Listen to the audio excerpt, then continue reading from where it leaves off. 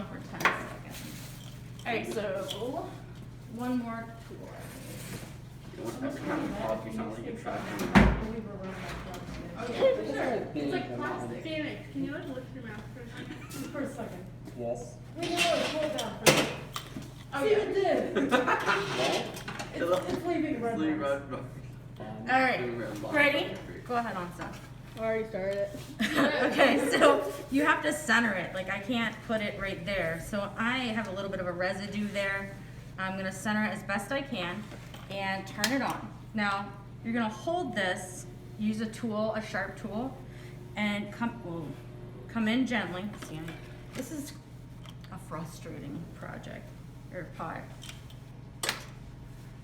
So I guess if you hold it at an angle more then. So what you see is there's a lump that's going around, and every time it scratches, that's the part that's off center. So I find this whole scratch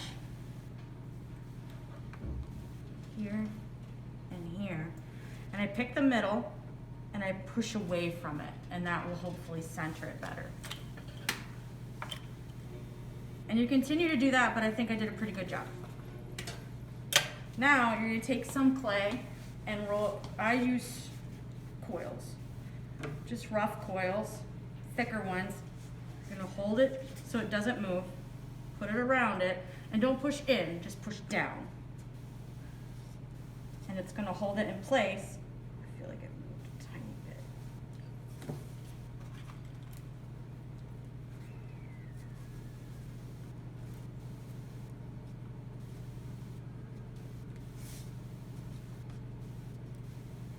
Okay.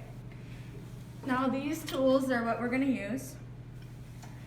You want it to spin as slow as possible. Now with taller pieces, there's more room for error. The shorter it is, it's a little easier. You're going to hold this down gently while it's spinning. Of course, you wouldn't want to hold it tight because it'll fly off. But what happens is, if you hit this hard, it tips this way, and it might happen while I'm showing you.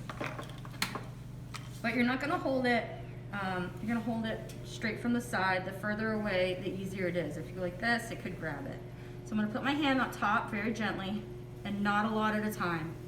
I'm just gonna hold it there and let it shave this off. Now, remember I did this on Tuesday. Yesterday I did a little bit of this anyway, just because I was bored. But it can't be too dry and it can't be too wet. It's supposed to be something called leather hard. You can see that little, you see it like skip, because it has a spot where the clay at the bottom is not holding super tight. But if I let go on the top, it'll fall off. So I'm just gonna do this until, here's another thing, which it takes some time to figure this out, but you can tap it, you won't be able to hear on the video. Can you hear it? Yes. So this is a little lighter, this is a little thinner, this is thicker. So I'm just gonna trim a little bit more. And if you don't like the lines from fingers or whatever, you can come down here and smooth it out. There's different kinds of these tools and some advanced stuff. Whoa, I'm getting a little wiggly. Gotta push these down again. And some advanced stuff is putting a foot on the bottom of it. I don't have any in my coffee cup, but on the bottom, sometimes there's a ring around the bottom, you know what I'm saying? And the middle is recessed. Can I get a nod if you understand the way a cup would work? Okay. So that makes it more sturdy. But to do that, you need, this has to be perfectly centered, and I already messed it up once, but, so I'm gonna hold it, not straight up and down, but a slight angle, somewhere in the middle. Ooh, that's not centered too bad. And then I'm gonna go towards the middle, super slow. I'm not gonna go too deep on this because I